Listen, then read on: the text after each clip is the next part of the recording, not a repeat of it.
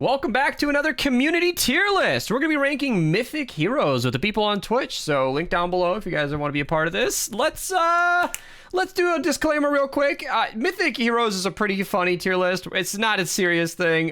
Most Mythic heroes aren't the best in their class, as we'll be discussing, but if you do want to use this as some sort of reference for which ones are best, just know that this is a community vote, meaning we're going to have all sorts of power levels, all sorts of experience levels. Not everybody's going to be voting seriously, so just be careful with that, but we can kind of talk about the outliers as we go along. So yeah, it says we got 17 ready, but I'm sure more people will hop in chat. We got about 100 people watching, so let's just kick it off with Azealia Clark. So she gives you the Zap team perk, which flies around your head and shoots enemies kind of slowly. It does a pretty good amount of damage.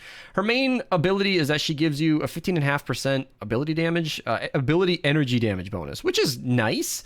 I think that makes her usable in the world of Mythic heroes. I guess that's A tier. I don't know if it's that useful. It's usually not your best option, but it is kind of your only option, I guess.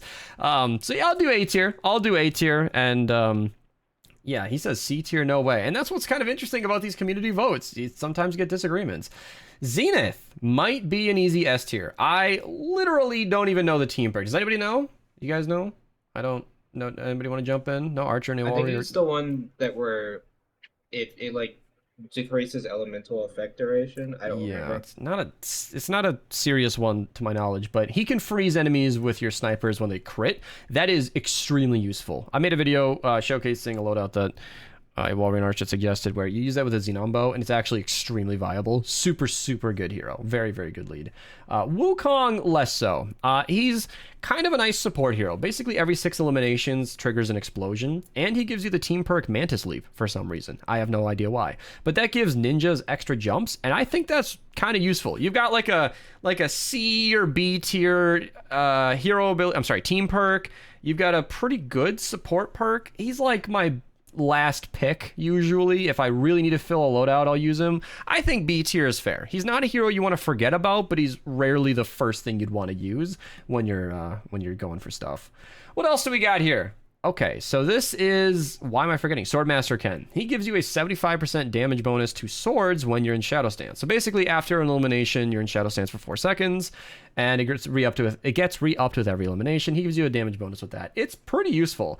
I don't know. Okay. In the world of just the Mythic heroes, he might be S tier. In the world of ninjas, he's kind of an A tier pick. He's not usually the best option. I'll give him A tier. The community's kind of leaning towards S or B. Yeah, I don't know. He's usually a support hero because Paleo Luna exists. You can't ignore that.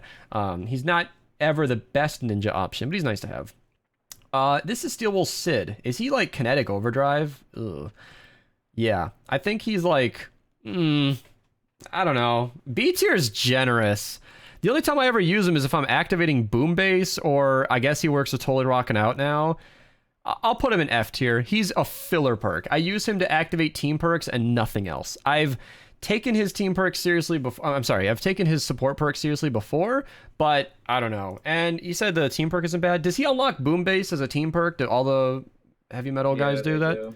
So that can be nice, but I don't know. He's not the only one that gives you Boom Base. Boom Base is nice though, so I'll put him in F tier, but his team perk is nice. Carlos. He actually gives you an extended Warcry. So when you get eliminations with Warcry, it extends it by 0.6 seconds, but I think that's up to like whatever it is. It's 0.6 up to like 10 times. Oh man, what is his number? Here, let's just do this. Let's go to the event people. No, it's a base game hero, isn't it? Where are they listed? Oh no, is he a Steel Wool? Yeah, there we go. Carlos, let's just go in here and talk about it. Yeah, 0.4 seconds up to 15. So he basically gives you a 6-second extended Warcry. That is super useful in Warcry builds. If you're getting a bunch of eliminations, he can extend it by a while. Very nice to have. This is, I forgot his name. That's a bad sign. He makes it so that your Seismic Smash goes out and then like pulses damage at the end. It's bad. That extra damage almost never does anything. Steel Wool, is this? No, it's not a Steel Wool. Man, who is this guy? For Anthony. Yeah, I was picturing it. Yeah. He creates a pulsing damage at the end of Seismic Smash. It's not good. I've made Seismic Smash builds. It's a decent ability. He does not improve it. I've tried it. What else we got here? Raven. Raven is the bang and pow hero. He increases your lefty and righty by 25% in support and the lead. And in the lead, he adds explosions to your lefty and righty that do energy damage. If you're using lefty and righty, he's involved. And you should be using lefty and righty because it's awesome. In normal missions, the cooldown is pretty crazy. I did make a video showcasing him and the Dirge Song as a combo deal. You basically use his ability when you can, then the Dirge Song's super strong to reduce the cooldown, then you go back and forth. You can reduce that cooldown with special ops, whatever her name is, with the Where's Lefty ability. If you go down in the collection book, I'm trying to be as informative as I can, even though I said not to take this video too seriously. It'd be expansion people, right? In the Cyberpunk section? No, Shadow Ops. Yeah. Double Agent Evelyn. So if you use her in support, you can reduce the cooldown with pistols and SMGs. Raven can be super viable even in normal games, but in events, he's super good as well. Back to Seismic Smash. Ragnarok makes it go there and... Oh, also, Raven gives you Preemptive Strike. Pretty good team perk. Ragnarok makes the Seismic Smash go out and come back. I think people are voting based on the power of the ability. It is probably the best Seismic Smash perk in the game, but Seismic Smash is really good single target damage and even crowd clearing damage. It hits pretty hard. You should use the ability if you're running an Outlander. He improves it. I'll give it a B tier, but I can understand C tier. It's not the most exciting ability, but he makes it hit twice for reduced damage. So even though you're doing whatever it is, like 25% less damage, it comes back and hits twice. So it's actually realistically a 150% damage kind of thing. So yeah, you're actually doing 150% of your damage, which is 50% more damage, and it works out. Calamity gives you a pistol bonus damage for your first 6 shots, and her team perk is useless, basically. When you switch a weapon, it increases your damage. So that's kind of nice, but it's super clunky and totally rocking out. It's just easier and better. It's a... yeah. It's nice. It's nice for certain pistols. I don't know if she's S tier. It's not that crazy, but it is the best pistol damage bonus in the game. So if you're using a pistol with 6 shots or less, she's actually a really good pick. Valis said minus 25% equals F, but it hits twice. He reduces your damage because you are attacking twice now. It is better. It is better. This is Phase Scout Jess. She increases your your phase shift amount. It's useful. It's nothing exciting enough to be S tier, but when you need her, she's awesome. Definitely not a hero you want to forget that you have. And then she also has shifting gears. So basically that makes it, I'll just get it up here in a second here. There we go. Scroll down to Phase Scout Jess. Shifting gears should be down here on the bottom left. Yeah, for each Outlander, you get an additional phase shift, but it decreases your range. So you don't go very far, but you can spam it all day long. Mega Base is an easy S tier. That's not going to be a complicated one. You get the troll down there in F tier, but he is a must grab for base. Yeah. Loadouts. Even in support, he only extends it by 1 tile, but that 1 tile is in all directions. If you're building Frost Knight, him in support will hit like a lot of extra tiles. I don't know what the exact number is, but it's double digits. He matters. Very, very useful hero to have. In the lead, it's 3 tiles, which does not sound like much, but it really is. He's an excellent hero. It's one of those boring abilities where a noob might think Mega Base is kind of lame, but if you play the game and you use him, is really strong, really strong.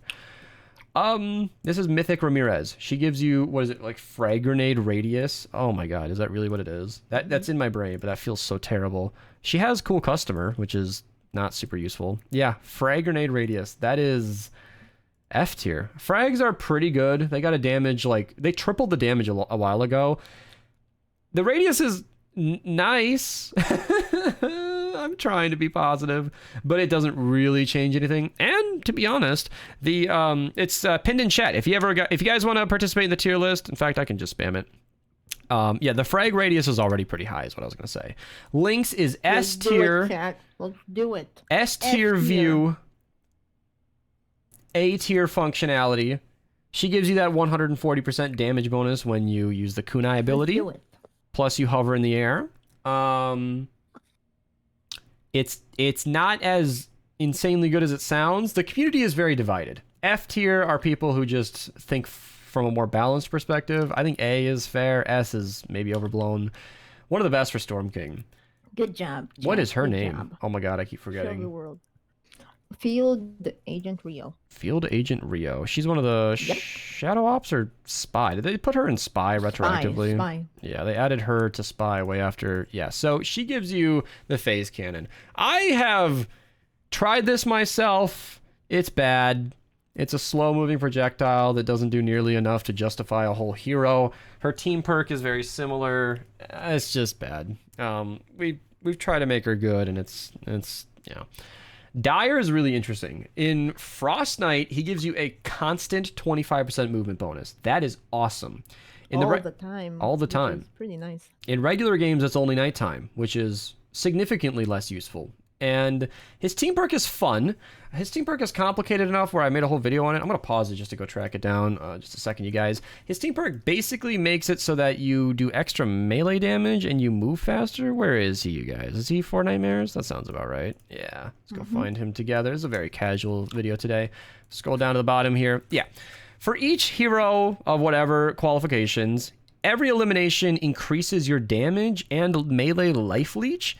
That's really good for melees, because 0.24% is not a lot, but it stacks 40 times, which is a 32% damage bonus, roughly. And that is really good only at nighttime. I know Archer actually uses Dire in Frost Knight, and not just because he's a furry. Oh, he's muted. He can't he can't laugh at me, but he laughs about it. But it's like, he's actually kind of viable if you want to take advantage of it. It's not incredibly strong, but, you know, I'll put it in, like, maybe D tier normally, but if you really want to play to his strengths, I guess he's an A tier hero. B tier maybe might be closer, but it's a really hard hero to take advantage of, but he's great when you want him.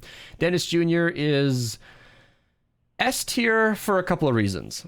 He gives you Totally Rockin' Out, which is right up there with the best team perks in the entire game. There is no better damage bonus team perk in the game, upping your crit rating by an enormous amount. And Rockin' Riff is not included in Totally Rockin' Out, but it does increase your damage and melee attack speed. Totally Rockin' Out heals you and gives you a crit rating bonus when Rockin' Riff is active. He also gives axe eliminations cause Rockin' Riff, which is not that exciting, but just because he's the guy that gives you Totally Rockin' Out makes him an S tier hero. His axe ability is less universally applicable, but the Clax axe is actually really, really strong and can take really good advantage of that. The Armageddon.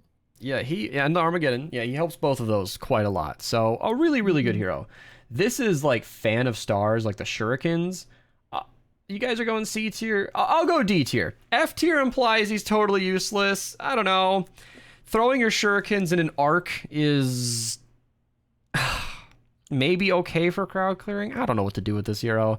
I've tried to make Kind of. But there is a certain loadout that you can one-shot a smasher with him. Really? Exactly, yeah. Well, that's interesting, but not super viable. Who do we got here now?